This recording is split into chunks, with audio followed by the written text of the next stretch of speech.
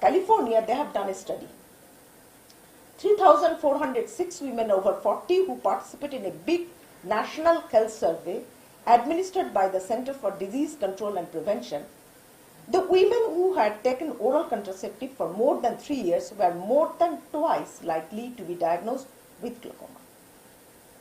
Now, there could be a relationship between eyesight and estrogen. Now, oral contraceptive lowers women's total exposure to estrogen. Now we are going to discuss about who is at risk for glaucoma blindness. The WHO and other reports suggest that the risk for visual impairment is twice as high in women than men in every region of the world. Of all causes of blindness, glaucoma is the second leading cause, accounting for 12% of cases of blindness in the world. In addition to the highest risk, women comprise 2/3 of the world population. Sector research and extension institutions, along with private agri-tech players and stakeholders of agri-value chains, a scheme in PPP mode will be launched.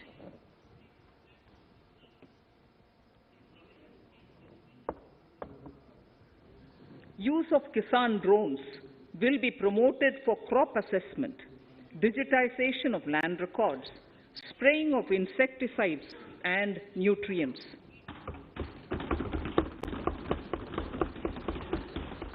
States will be encouraged to revise syllabi of agricultural universities to meet the needs of natural, zero budget, and organic farming, modern day agriculture, value addition, and management. A fund with blended capital raised under the co-investment model will be facilitated through the NABARD. This is to finance startups for agriculture and rural enterprise relevant for farm produce value chain.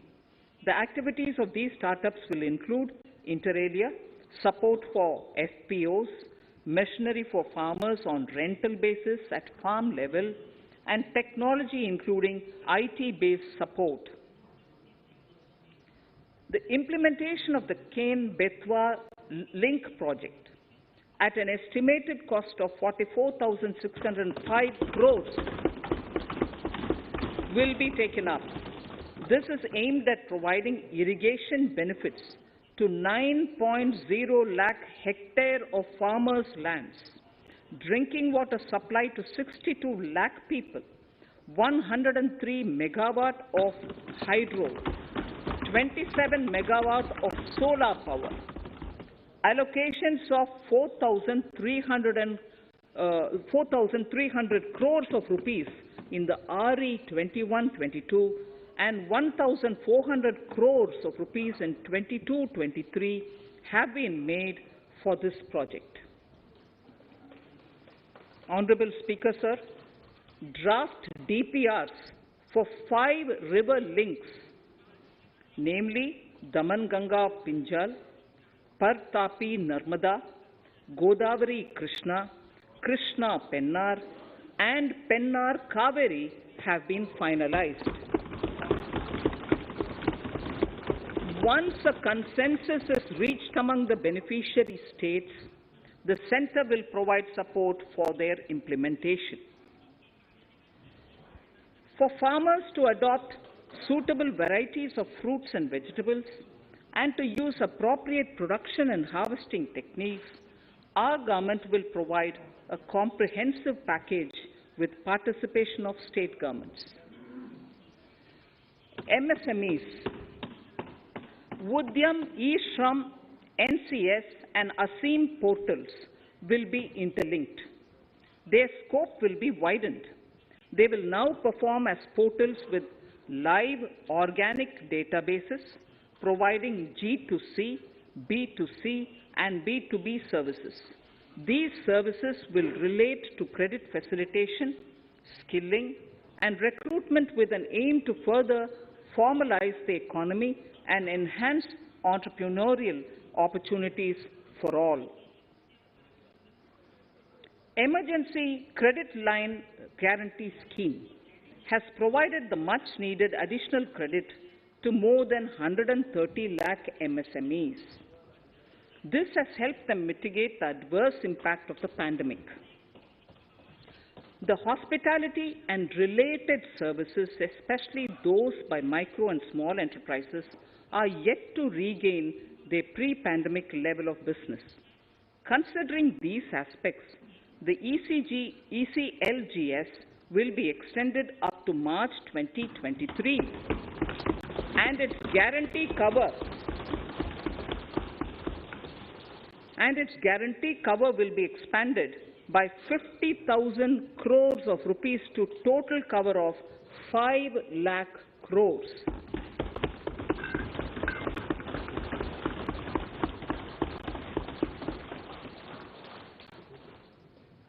With the additional amount being earmarked exclusively for the hospitality and related sectors.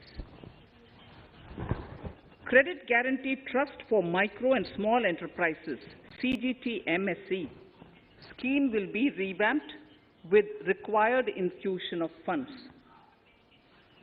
This will facilitate additional credit of 2 lakh crore for micro and small enterprises and expand employment opportunities.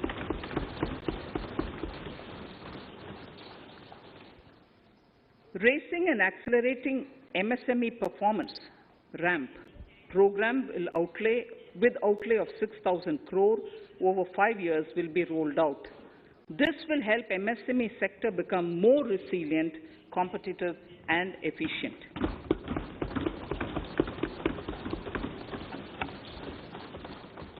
Skilling programs and partnership with the industry will be reoriented to promote continuous skilling avenues, sustainability and employability.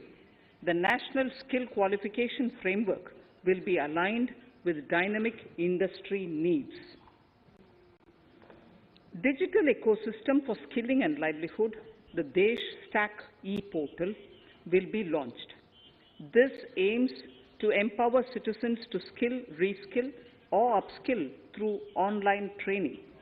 It will also provide API-based trusted skill credentials, payment and discovery layers to find relevant jobs and entrepreneurial opportunities. Startups will be promoted to facilitate Drone Shakti through varied applications and for drone as a service.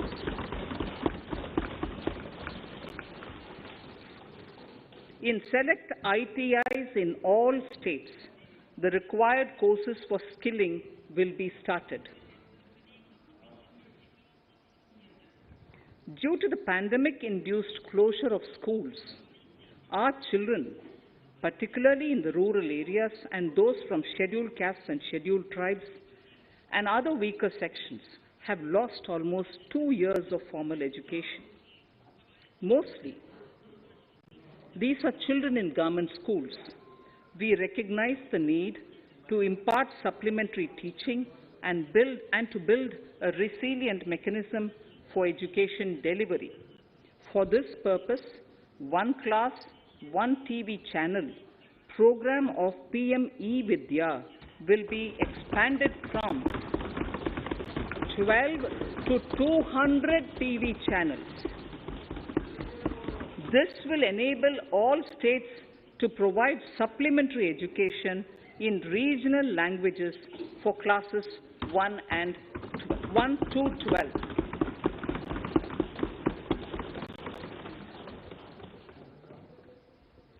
High-quality e-content in all spoken languages will be developed for delivery via internet, mobile phones, TV, and through radio and digital teachers.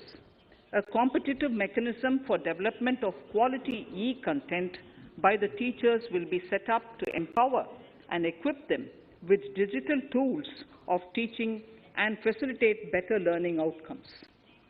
A digital university will be established to provide access to students across the country for world-class quality universal education with personalized learning experience at their doorsteps. This will be made available in different Indian languages and ICT formats. The university will be built on a networked hub and spoke model, with the hub building cutting-edge ICT expertise. The best public universities and institutions in the country will collaborate as a network of hub and spoke. An open platform for the national digital health ecosystem will be rolled out. It will consist of digital registries of health providers and health facilities, unique health identity, consent framework, and universal access to health facilities. The pandemic has accentuated mental health problems in people of all ages. To better the access to quality mental health counseling and care services, a national Tele mental health program will be launched. This will include a network of 23 Tele mental health centers of excellence, with NIMHANS being the nodal center, and International Institute of Information Technology, Bangalore, IIIT Bangalore, providing technology support. Recognizing the importance of Nari Shakti as a harbinger of our bright future and for women-led development, during the Amrit Kal, our government has comprehensively revamped the schemes of the Ministry of Women and Child Development. Accordingly, 3 schemes, namely Mission Shakti, Mission Vatsalya, Saksham Anganwadi and Poshan 2.0 were launched recently to provide integrated benefits to women and children. Saksham Anganwadis are a new generation Anganwadis that have better infrastructure and audio-visual aids, powered by clean energy and providing improved environment for early childhood development. 2 lakh Anganwadis will be upgraded under this scheme. Current coverage of Har Ghar Nal Se Jal is 8.7 crores. Of this, 5.5 crore households were provided tap water in last 2 years itself. Allocation of 60,000 crores of rupees has been made with an aim to cover 3.8 crore households in 2022 and 23. In 22-23, 80 lakh houses will be completed for the identified eligible beneficiaries of the PM Awas Yojana, both rural and urban. 48,000 crores is allotted for this purpose. The central government will work with the state governments for reduction of time required for all land and construction-related approvals, for promoting affordable housing for middle class and for the economically weaker sections in urban areas.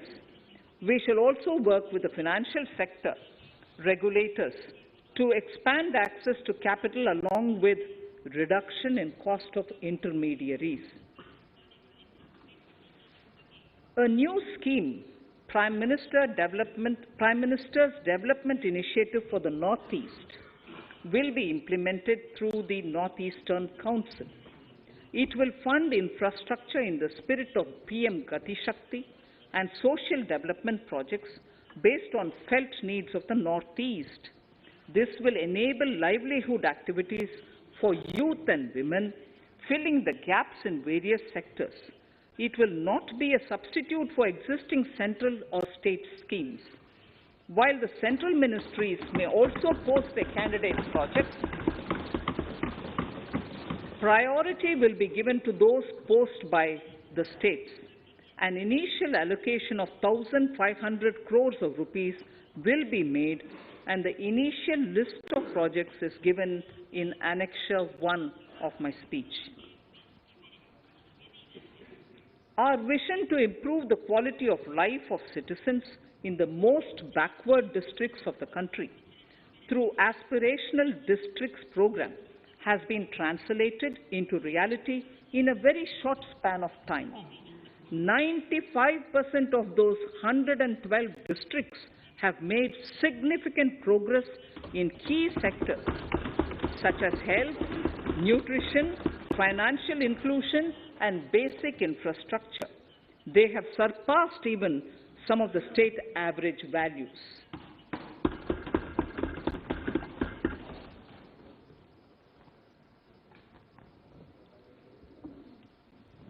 However, in those districts, some blocks continue to lag. In 22-23, the program will focus on such blocks in those districts.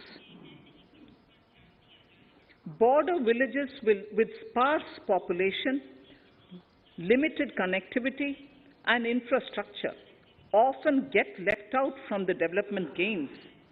Such villages on the northern border will be covered under a new Vibrant Villages program.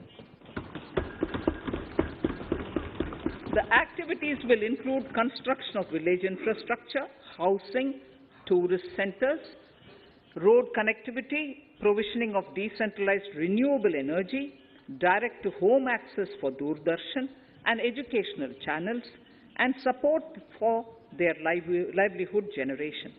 Additional funding for these activities will be provided.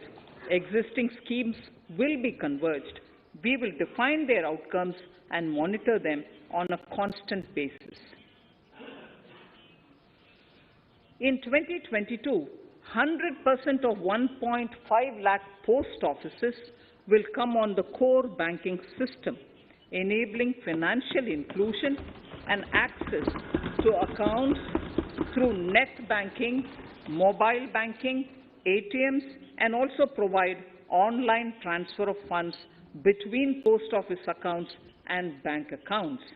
This will be helpful, especially for farmers and senior citizens in rural areas, enabling interoperability and financial inclusion. Honorable Speaker, sir, in recent years, digital banking, digital payments, and fintech innovations have grown at a rapid pace in the country. Government is continuously encouraging these sectors to ensure that the benefits of digital banking reach every nook and corner of the country in a consumer-friendly manner.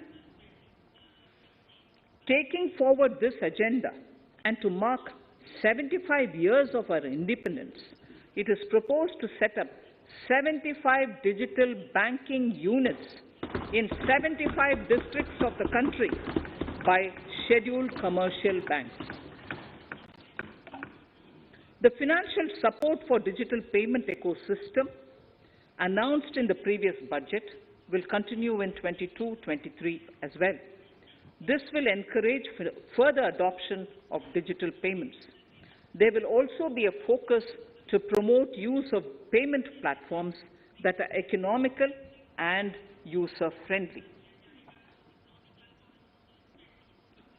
Sir, I move to the next priority. In recent years, over 25,000 compliances were reduced and nearly 1,500 union laws were repealed.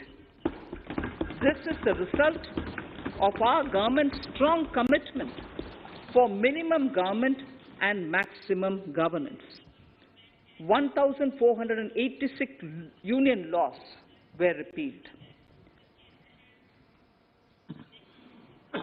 Our trust in the public and ease of doing business is what is highlighted here, sir. For the Amrit Kal, the next phase of ease of doing business 2.0 and ease of living will be launched. In our endeavor to improve productive efficiency of capital and human resources, we will follow the idea of trust-based governance. The new phase will be guided by an active involvement of the states, digitization of manual processes and interventions, integration of the central and state level systems through IT bridges, a single point access for all citizen-centric services, and standardization and removal of overlapping compliances, crowdsourcing of suggestions and ground-level assessment of the impact with active involvement of citizens and businesses will be encouraged. A single window portal, Parivesh, for all green clearances was launched in 2018. It has been instrumental in reducing the time required for approvals significantly. The scope of this portal will be expanded to provide information to the applicants based on location of units. Information about specific approvals will be provided.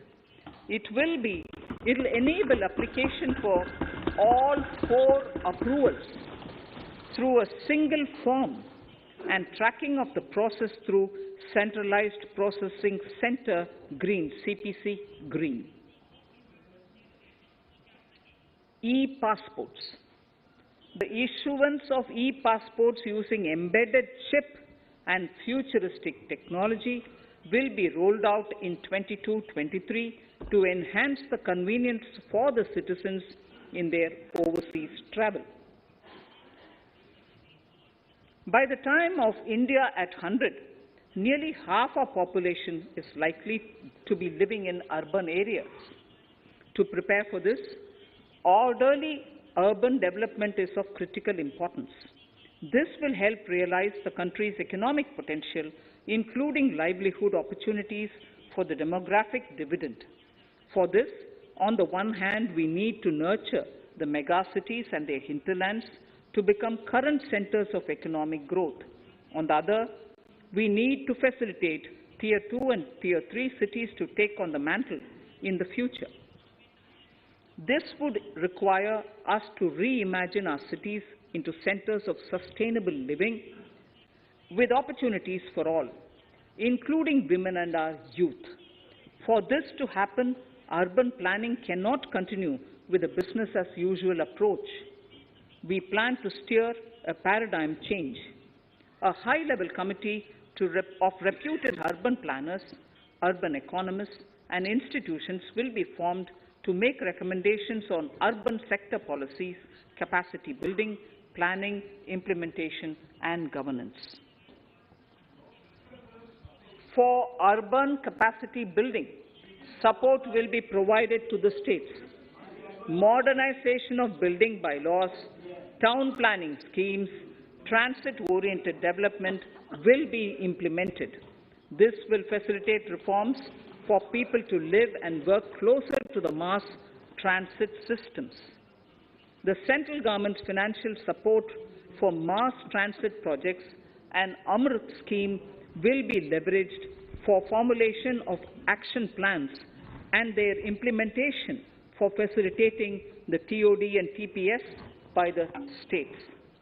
For developing India-specific knowledge in urban planning and design, and to deliver certified training in these areas, up to 5 existing academic institutions in different regions will be designated as centers of excellence.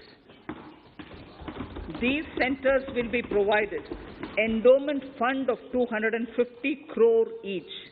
In addition, the AICTE will take the lead to improve syllabi, quality and access of urban planning courses in other institutions.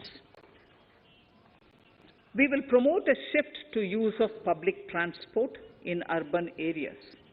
This will be complemented by clean tech and governance solutions, special mobility zones with zero fossil fuel policy and EV vehicles. Battery swapping policy. Considering the constraint of space in urban areas, for setting up charging stations at scale, a battery swapping policy will be brought out and interoperability standards will be formulated.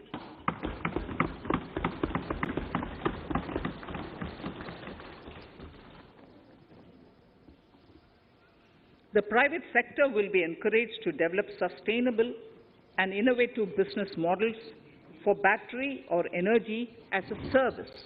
This will improve efficiency in the EV ecosystem. Efficient use of land resources is a strong imperative. States will be encouraged to adopt unique land parcel identification number to facilitate IT-based management of records. The facility for transliteration of land records across any of the Schedule 8 languages will also be rolled out. The adoption of linkage with National Generic Document Registration System (NGDRS) with the One Nation, One Registration software will be promoted as an option for uniform process of registration and anywhere registration of deeds and documents. Necessary amendments in the code IBC will be carried out to enhance the efficiency of the resolution process and facilitate cross-border insolvency resolution. Accelerated corporate exit. Several IT-based systems have been established for accelerated registration of new companies. Now the Center for Processing Accelerated Corporate Exit, CPACE, will process re-engineering, will be established to facilitate and speed up the voluntary winding up of these companies from the currently required 2 years to less than 6 months. Government procurement. Government rules have recently been modernized for the needs of Amritkal. The new rules have benefited from the inputs from various stakeholders. The modernized rules allow use of transparent quality criteria besides cost and evaluation of complex tenders. Provisions have been made for payment of 75% of running bills mandatorily within 10 days and for encouraging settlements of disputes through conciliation. As a further step to enhance transparency and to reduce delays in payments, a completely paperless, end-to-end online e-bill system will be launched for use by all central ministries for their procurements. The system will enable the suppliers and contractors to submit online their digitally signed bills and claims and track their status from anywhere. To reduce indirect cost for suppliers and work contractors, the use of surety bonds as a substitute for bank guarantee will be made acceptable in government procurements. Business such as gold imports may also find this useful. IRDAI, insurance regulator, has given the framework for issue of surety bonds by insurance companies. AVGC Promotion Task Force. The animation, visual effects, gaming and comic, the AVGC sector, offers immense potential to employ youth. An AVGC Promotion Task Force with all stakeholders will be set up to recommend ways to realize this and build domestic capacity for serving our markets and the global demand. Telecom sector. Telecommunications in general and 5G technology in particular can enable growth and offer job opportunities. Required spectrum auctions will be conducted in 2022 to facilitate rollout of 5G mobile services within 2022-23 by private telecom providers.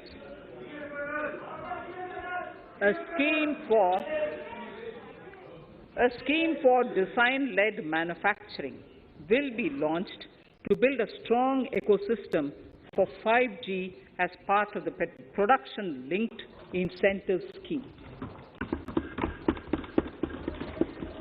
To enable affordable broadband and mobile service proliferation in rural and remote areas, 5% of annual collections under the Universal Service Obligation Fund will be allocated. This will promote R&D and commercialization of technologies and solutions. Our vision is that all villages and their residents should have the same access to e-services, communication facilities, and digital resources as urban areas and their residents. The contracts for laying optical fiber in all villages, including remote areas, will be awarded under the BharatNet project through PPP in 22 and 23. Completion is expected in 2025. Measures will be taken to enable better and more efficient use of the optical fiber. Export promotion.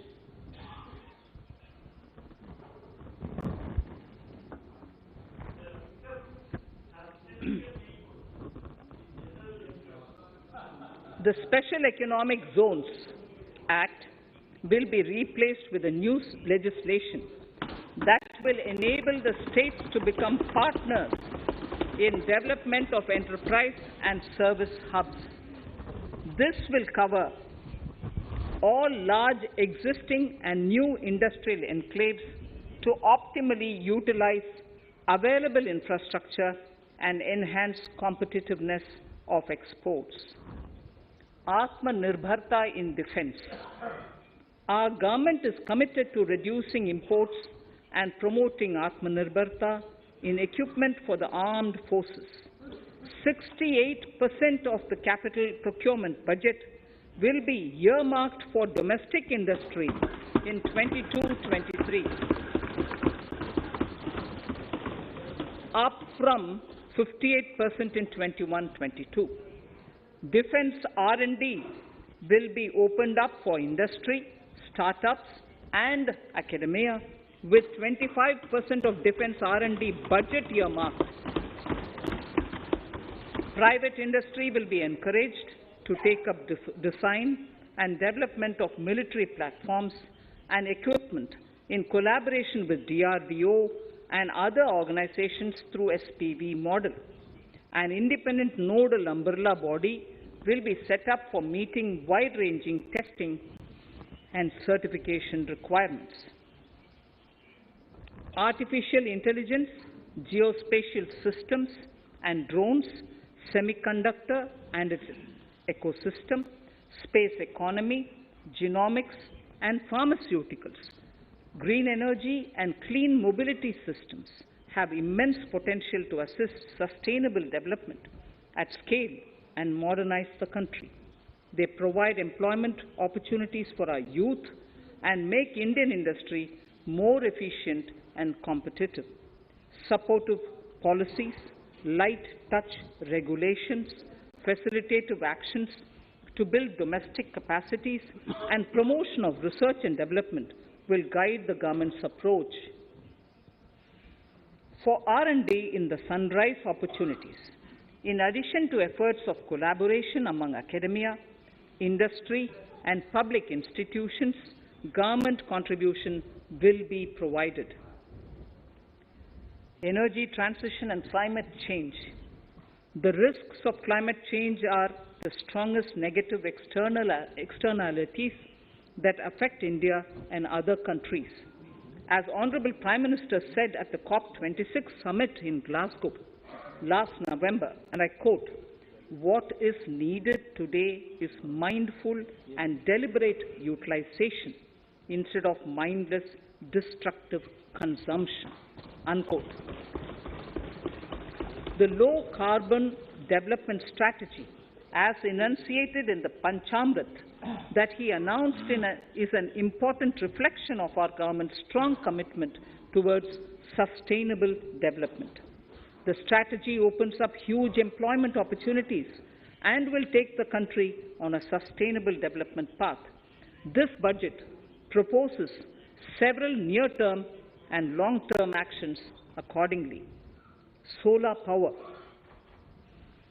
To facilitate domestic manufacturing for the ambitious goal of 280 gigawatts of installed solar capacity by 2030, an additional allocation of 19,500 crores for PLI, production-linked incentives, for manufacturing of high-efficiency modules with priority to fully integrate manufacturing units from polysilicon to solar PV modules will be made.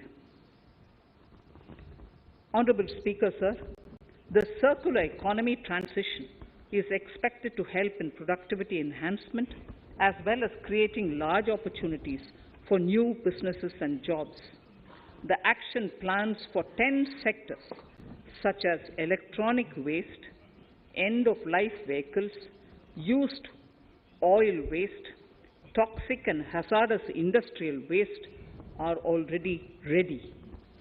The focus will now be on addressing important cross-cutting issues of infrastructure, reverse logistics, technology upgradation, and integration with informal sector.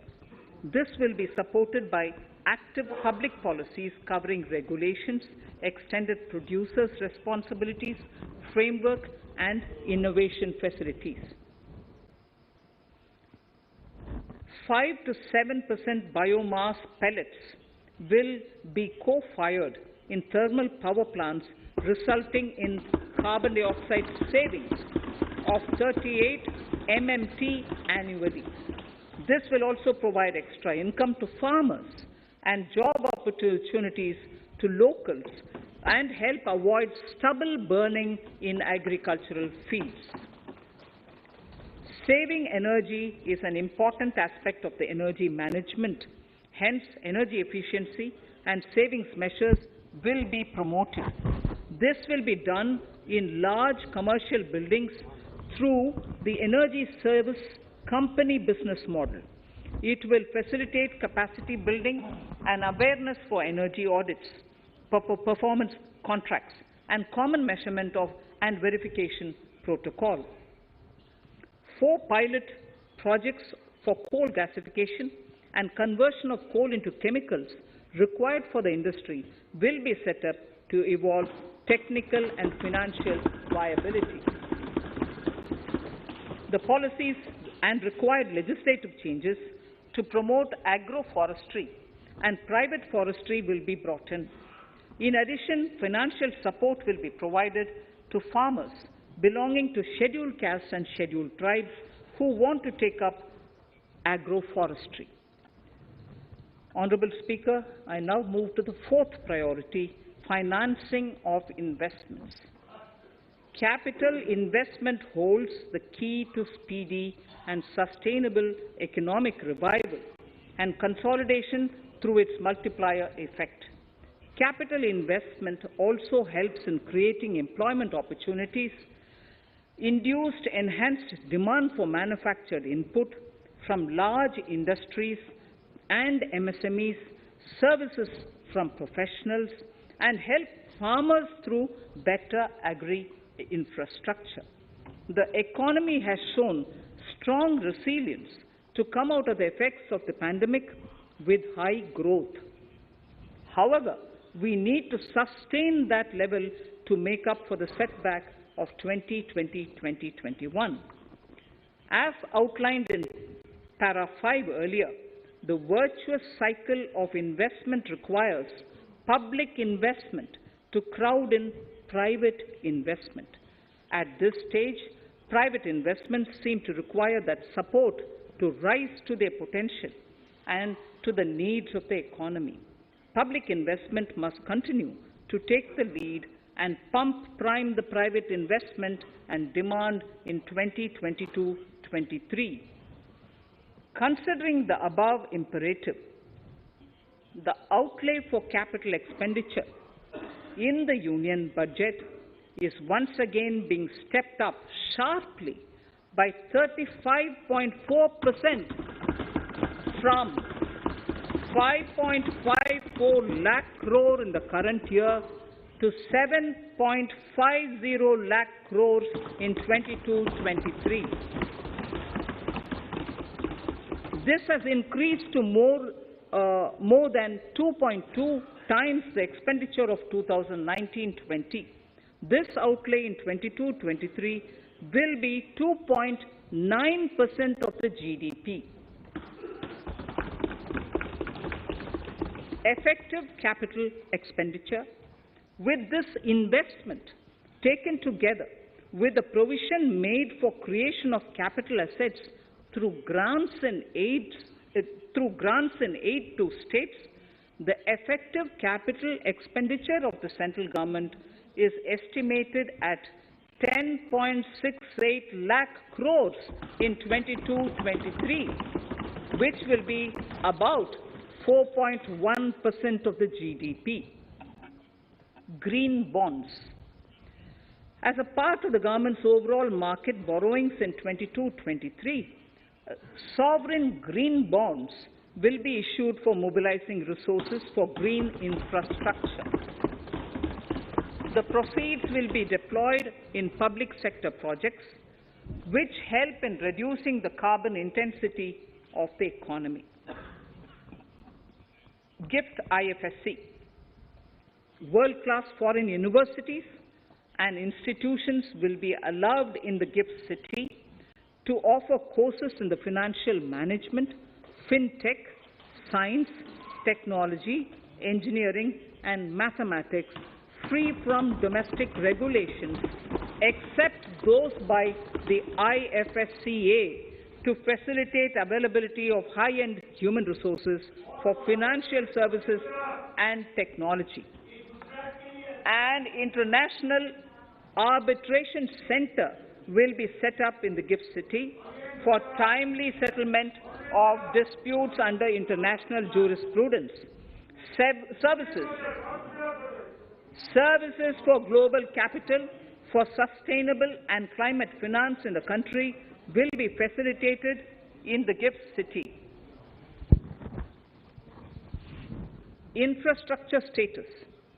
Data centers and energy storage systems, including dense charging infrastructure and grid-scale battery systems, will be included in the harmonized list of infrastructure. This will facilitate credit availability for digital infrastructure and clean energy storage. Venture capital and private equity invested more than 5.5 lakh crores last year, facilitating one of the largest startup growth systems. Scaling up this investment requires a holistic examination of regulatory and other frictions. An expert committee will be set up to examine and suggest appropriate measures. Government-backed funds, NIIF and SIDBI, Fund of Funds, have provided scale capital, creating a multiplier effect. For encouraging important sunrise sectors such as climate action, deep tech, digital economy, pharma, and agri-tech, the government will promote these thematic funds for blended finance, with the government share being limited to 20% and the funds being managed by private fund managers. For financing the infrastructure needs, the stepping up of public investment will need to be complemented by private capital at a significant scale. Measures will be taken to enhance financial viability of projects, including PPP, with technical and knowledge assistance from multilateral agencies. Enhancing financial viability shall also be obtained by adopting global best practices, innovative ways of financing, and balanced risk allocation. Digital rupee.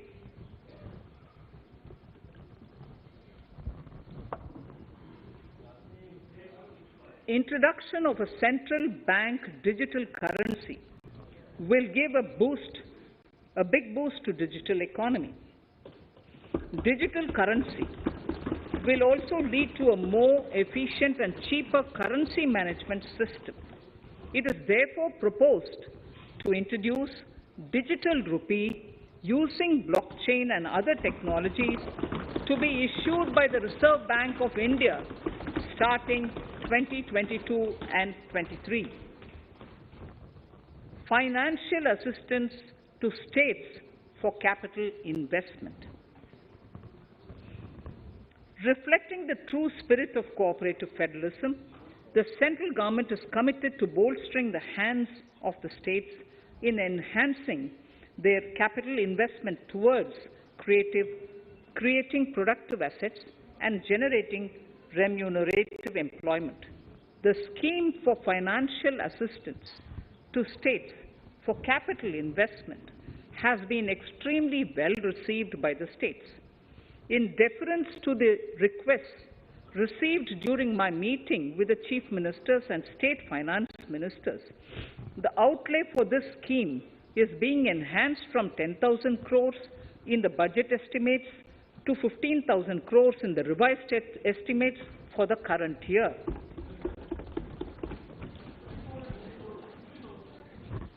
For 22-23,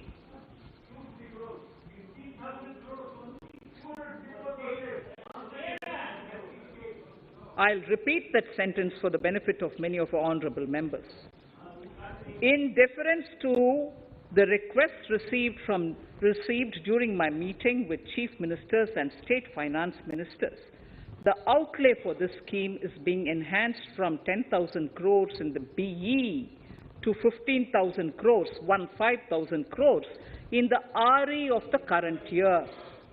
For 22-23, the allocation is 1 lakh crores to assist the states in catalyzing the overall investments in the economy. These 50-year interest-free loans are over and above the normal borrowings allowed to the states,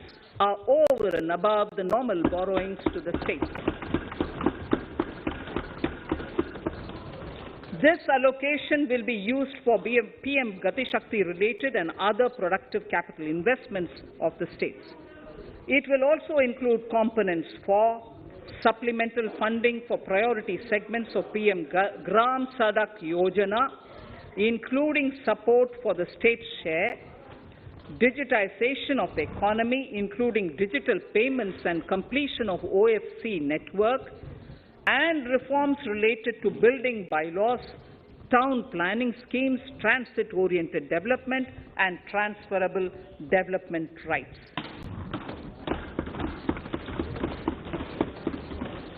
In 22-23, in accordance with the recommendations of the 15th Finance Commission, the states will be allowed a fiscal deficit of 4% of the GSDP, of which 0.5% will be tied to power sector reforms, for which the conditions have already been communicated in 21-22. Fiscal management. As against a total expenditure of 34.83 lakh crores of rupees projected in the BE 21-22, the revised estimate is 37.70 lakh crores. The revised estimate of capital expenditure is 6.3 lakh crores of rupees. This includes an amount of 51,971 crores towards settlement of outstanding guaranteed liabilities of Air India and its other sundry commitments. Coming to the budget estimates, Honourable Speaker, sir, the total expenditure in 22-23 is estimated at 39.45 lakh crores, while the total receipts other than borrowings are estimated at 22.84 lakh crores of rupees.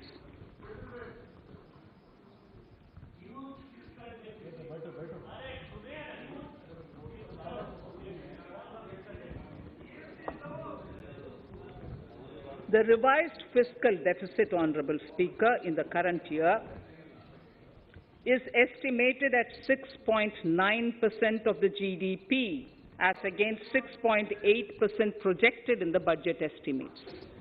The fiscal deficit is in 22-23 is estimated at 6.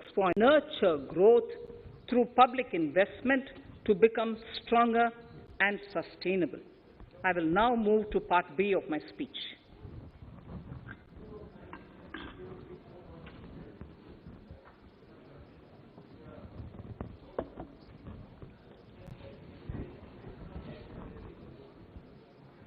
Direct tax. Honorable Speaker, sir, I take this opportunity to thank all the taxpayers of our country who have contributed immensely and strengthened the hands of the government in helping their fellow citizens in this hour of need. So I have brought in a little verse from the Mahabharata. I won't spend more time reading because I would like the speech to get enough time. However, the substance of it is the king must make arrangements for yoga kshema, which is the welfare of the populace, by way of abandoning any laxity and by governing the state in line with dharma, along with collecting taxes which are in consonance with dharma. This is Mahabharata Shanti Parva Adhyaya, Shloka 11 from 72. Drawing wisdom from our ancient texts, we continue on the path to progress. The proposals in this budget, while continuing with our declared policy of stable and predictable tax regime, intend to bring more reforms that will take ahead our vision to establish a trustworthy tax regime. This will further simplify the tax system, promote voluntary compliance by taxpayers, and reduce litigation. Introducing new updated return. India is growing at an accelerated pace and people are undertaking multiple financial transactions. The Income Tax Department has established a robust framework of reporting of taxpayers' transactions. In this context, some taxpayers may realize that they have committed omissions or mistakes in correctly estimating their income for tax payment. To provide an opportunity to correct such errors, I am proposing a new provision permitting taxpayers to file an updated return on payment of additional tax. This updated return can be filed within 2 years from the end of the relevant assessment year.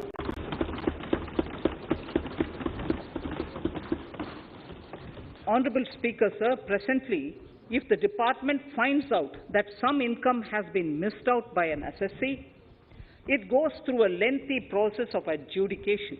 Instead, with this proposal now, there will be a trust repost in the taxpayers that will enable the assessee herself to declare the income that she may have missed out earlier while filing her return. Full details of the proposal are given in the finance bill. It is an affirmative step in the direction of voluntary compliance.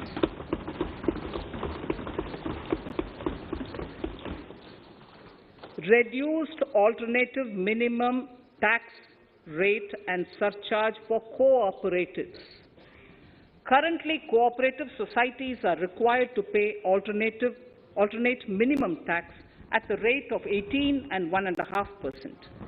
However, companies pay the same rate, the same, which is the alternate minimum tax, at the rate of 15%. To provide a level playing field between cooperative societies and companies, I propose to reduce this rate for the cooperative societies also to 15%.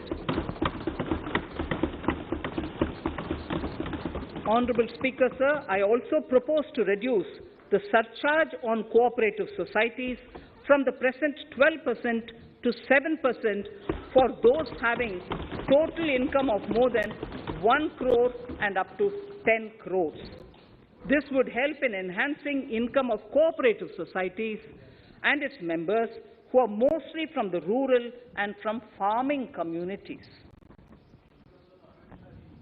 Tax relief to persons with disability. The parent or guardian of a differently abled person can take an insurance scheme for such person.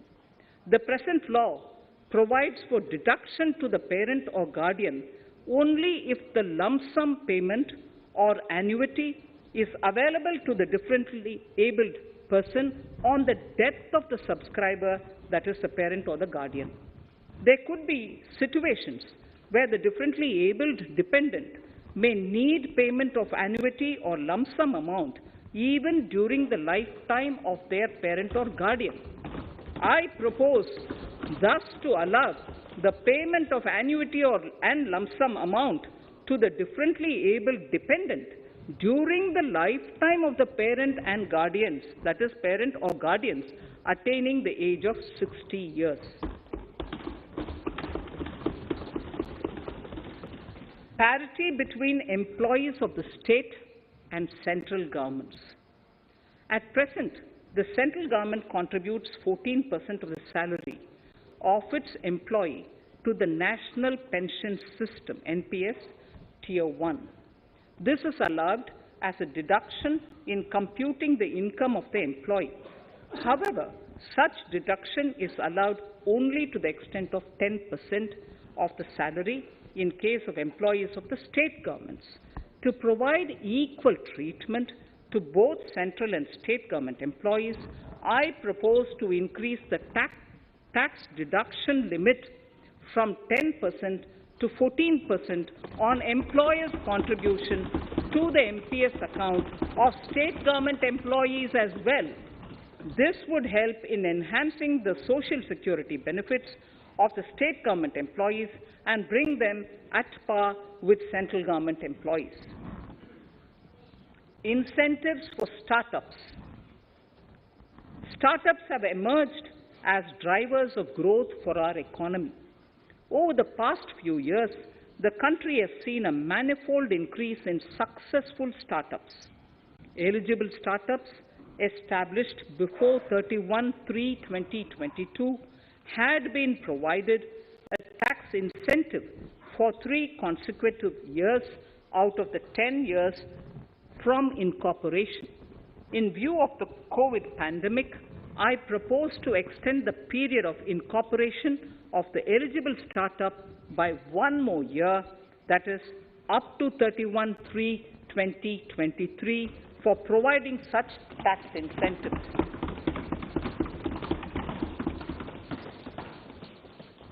Incentives for newly incorporated manufacturing entities under concessional tax regime. In an effort to establish a global competitive business environment for certain domestic companies, a concessional tax regime of 15% was introduced by our government for newly incorporated domestic manufacturing companies. I propose to extend the last date for commencement of manufacturing or production under Section 115B AB by 1 more year, that is from 31st March 2023 to 31st March 2024.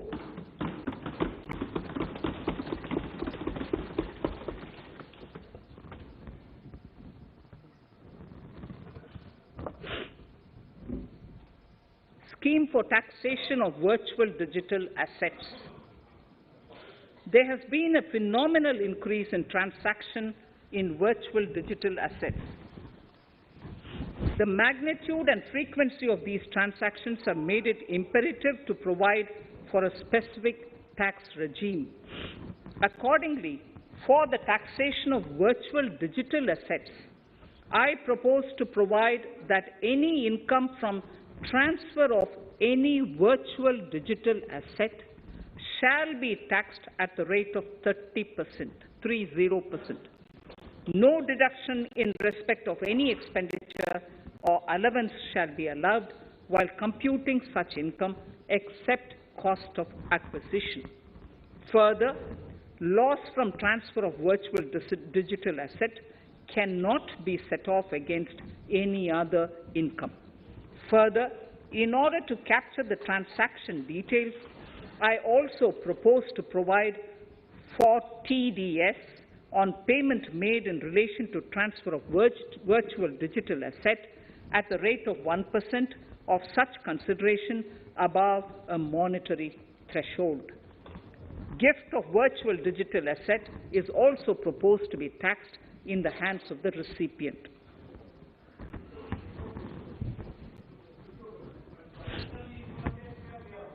Litigation management to avoid repetitive appeals by the department. It has been observed that a lot of time and resources are consumed in filing of appeals which involve identical issues.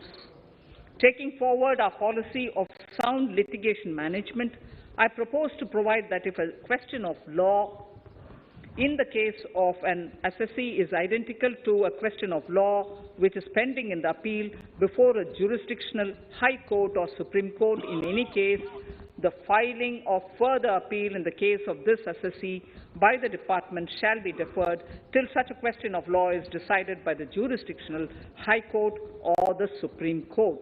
This will greatly help in reducing the repeated litigation between taxpayer and the department. Taking forward our efforts to further promote the IFSC, I hereby propose to provide that income of a non-resident from offshore derivative instruments or over-the-counter derivatives issued by an offshore banking unit, income from royalty and interest on account of lease of ship, and income received from portfolio management services in IFSC shall be exempt from tax subject to specified conditions. Rationalization of surcharge. In the globalized business world, there are several work contracts whose terms and conditions mandatorily require formation of a consortium. The members in the consortium are generally companies. In such cases, the income of these AOPs has to suffer a graded surcharge up to 37%, which is a lot more than surcharge on the individual companies. Accordingly, I propose to cap the surcharge of these AOPs at 15%, 15%.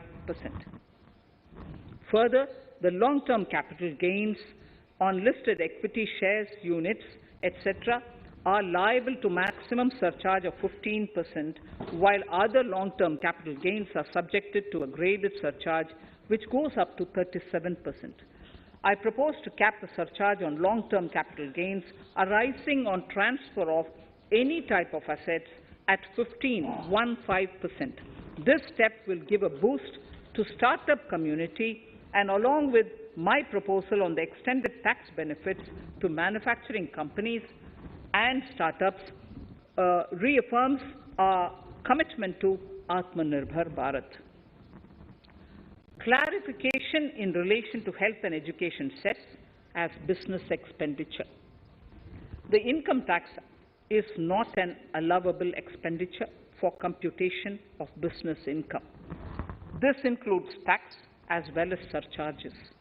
The health and education cess is imposed as an additional surcharge on the taxpayer for funding specific government welfare programs. However, some courts have allowed health and education cess as business expenditure, which is against the legislative intent. To reiterate the legislative intent, I propose to clarify that any surcharge or cess on income and profits is not allowable as business expenditure. Deterrence against tax evasion. Honourable Speaker, sir, presently there is ambiguity regarding set-off of brought forward loss against undisclosed income detected in search operations. It has been observed that in many cases where undisclosed income or suppression of sales, etc., is detected, payment of tax is avoided by setting off of losses. In order to bring certainty and to increase deterrence among tax evaders, I propose to provide that no set-off of any loss shall be allowed against undisclosed income detected during search and survey operations.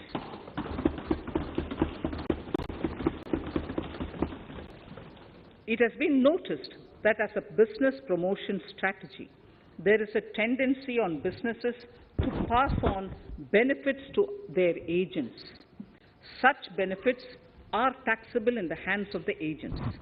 In order to track such transactions, I propose to provide for tax deduction by the person giving benefits if the aggregate value of such benefits exceeds 20,000 rupees during the financial year. A few other changes are being made, the details of which are there in the finance bill. Indirect taxes. It's a remarkable progress in GST. GST has been a landmark reform of independent India, showcasing the spirit of cooperative federalism. While aspirations were high, there were huge challenges too.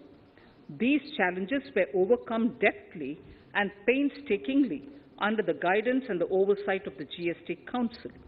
We can now take pride in a fully IT-driven and progressive GST regime that has fulfilled the cherished dream of India as one market, one tax.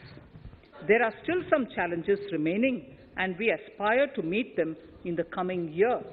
The right balance between facilitation and enforcement has engendered significantly better compliance, and enforcement has engendered better compliance. GST revenues are buoyant despite the pandemic. I would bring in something which I've got to know this morning, not part of my speech, but worth putting in here for the knowledge of the Honourable House. I would like to bring to the notice of this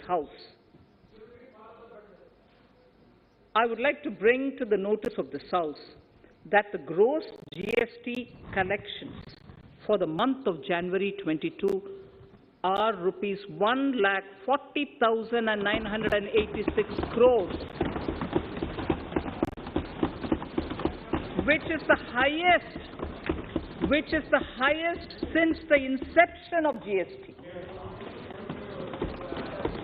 This has been possible due to rapid economic growth, recovery, post-COVID,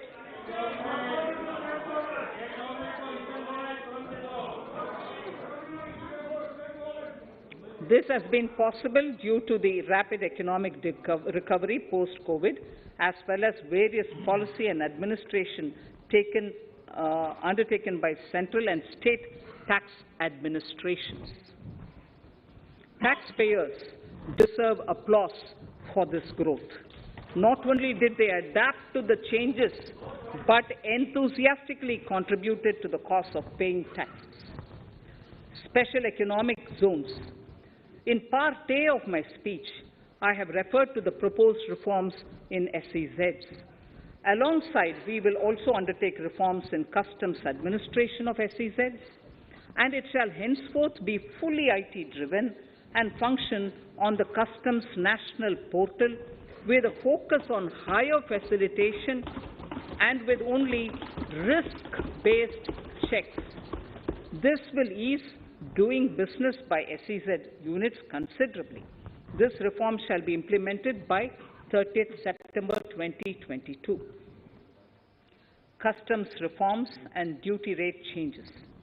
Customs administration has reinvented itself over the years through liberalized procedures and infusion of technology. Faceless customs has been fully established.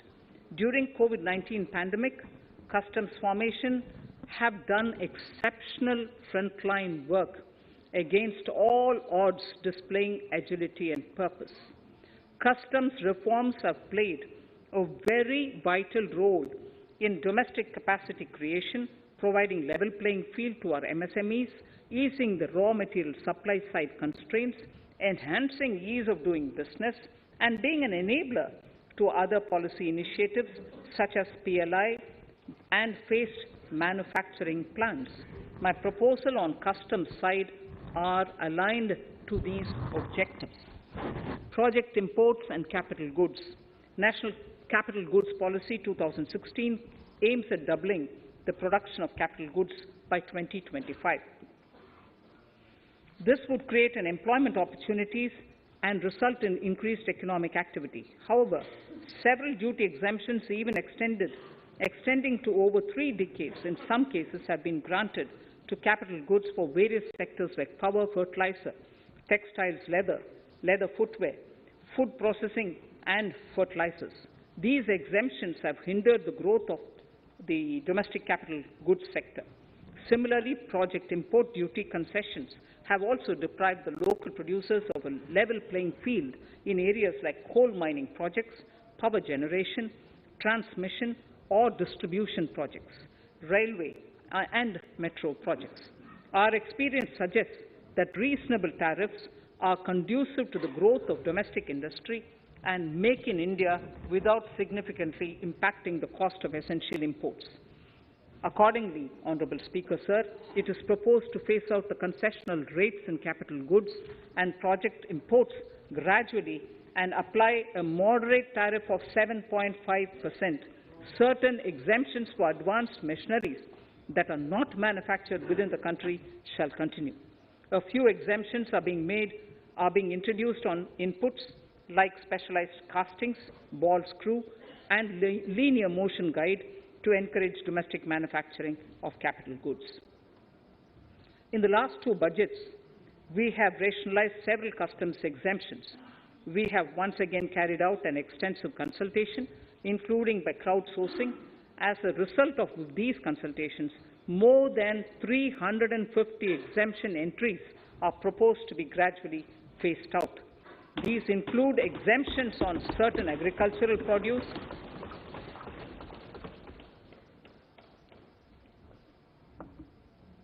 chemicals, fabrics, medical devices and drugs, and medicines for which sufficient domestic capacity exists. Further, as a simplification measure, several concessional rates are being incorporated in the customs tariff schedule itself instead of prescribing them through various notifications. This comprehensive review will simplify the customs rate and tariff structure, particularly for sectors like chemicals, textiles, and metals, and minimize disputes. Removal of exemption on items which are or can be manufactured in India and providing concessional duties on raw material that go into manufacturing of intermediate products will go many a step forward in achieving our objective of Make in India and Atmanirbhar Bharat. I shall now take up specific sector-specific proposals. Electronics.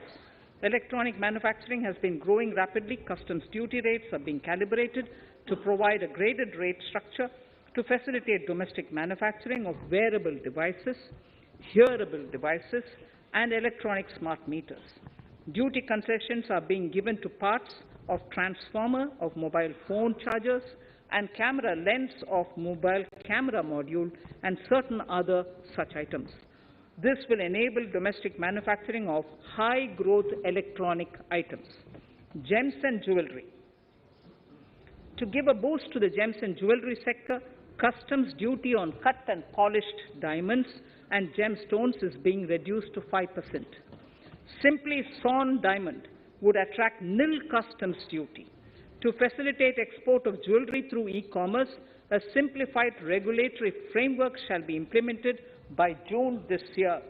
To disincentivize import of undervalued imitation jewellery, the customs duty on imitation jewellery is being prescribed in a manner that a duty of at least 400 rupees per kg is paid on its import. Chemicals. Customs duty on certain critical chemicals, namely methanol, acetic acid, and heavy feedstocks for petroleum refining are being reduced, while duty is being raised on sodium cyanide, for which adequate capacity in the domestic arena exists. These changes will help in enhancing domestic value addition. MSMEs. Duty on umbrellas is being raised to 20%. Exemption to parts of umbrellas is being withdrawn. Exemption is also being rationalized on implements and tools for agricultural sector which are manufactured in India.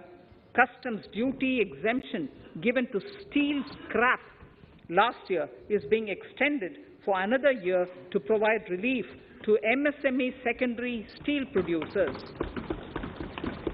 certain anti-dumping and CVD on stainless steel and coated steel flat products, bars of alloy steel and high-speed steel are being revoked in larger public interest considering prevailing high prices of metals.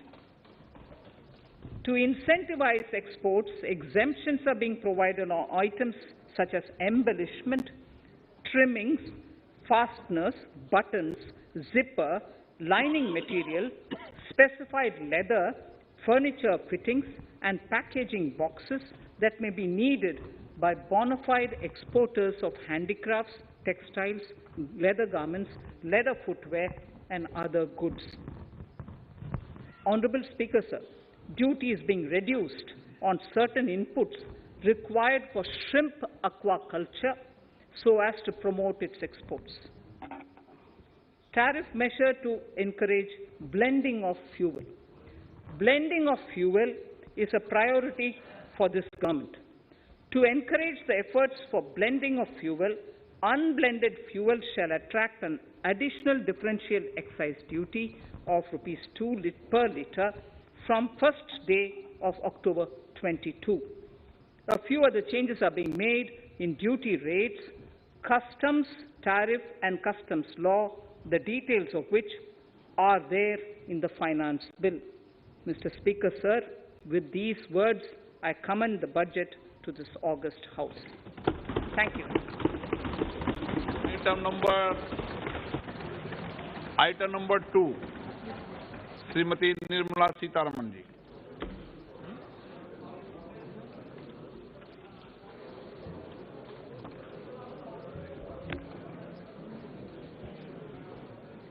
Sir, with your permission, I rise to lay on the table the following statements under Section 3(1) of the Fiscal Responsibility and Budget Management FRBM Act 2003, Medium-Term Fiscal Policy cum Fiscal Policy Strategy Statement and Macroeconomic Framework Statement.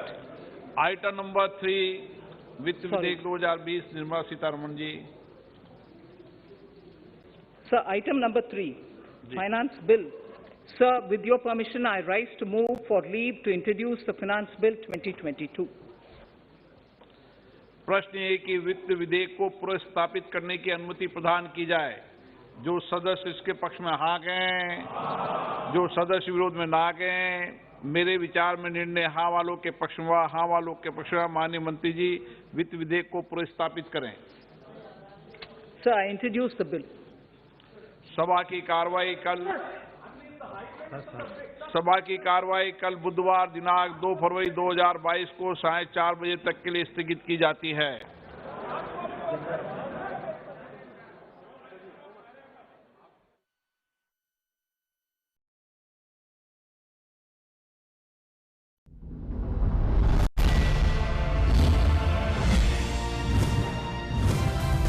आप देख रहे हैं DD national, India का अपना channel. एक लौ जो जली, रोशनी बढ़ चली।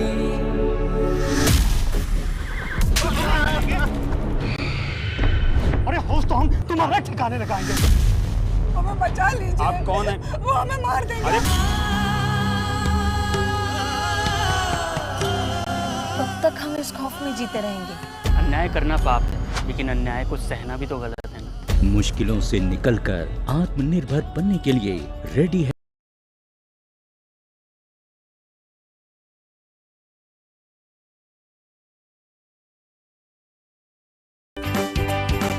Get groceries delivered in 10 minutes with Zepto.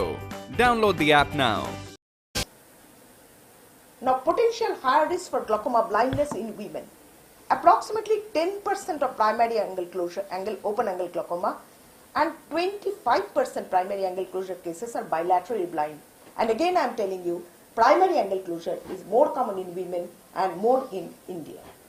The blindness cases are estimated to be 4.5 million for primary open angle glaucoma, 3.9 million for primary angle closure in 2010, and rising to 5.9 and 5.3 million in 2020 respectively. It appears that women have a higher risk for blindness for all causes worldwide. Now the question, Gender and glaucoma. Is there gender difference and or disparity? Women outnumber men in rapid growing aging population. Number 2. In addition, women outnumber men in the total number of cases for glaucoma combined. They represent 60% of all glaucoma cases combined. Number 3. Overall, women are likely to become visually impaired due to glaucoma. Number 4. There are several factors that could influence this discrepancy. Now, question is, what are those factors? Biological and non-biological factors. Now, first is the biological factors. Concerning biological factors, women are at risk for primary angle closure.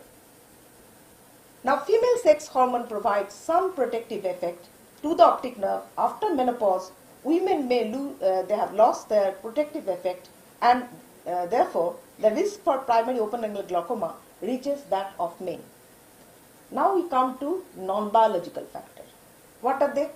Number 1, concerning non-biological factors, women in some parts of the world have less access to healthcare, and it's very true in India.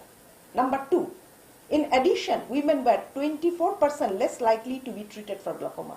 First of all, this 24% is the result of United States, not in India. I wonder what would be our scenario if we do a survey here. Number 3, considering all factors, older women are particularly at risk. I would like to add here those who are above 40, all are at risk. And therefore, attention should be placed to improve the care for this growing group. So what we could conclude? With growing aging population and an increase in cases of glaucoma and glaucoma blindness worldwide, older women are particularly at higher risk of glaucoma and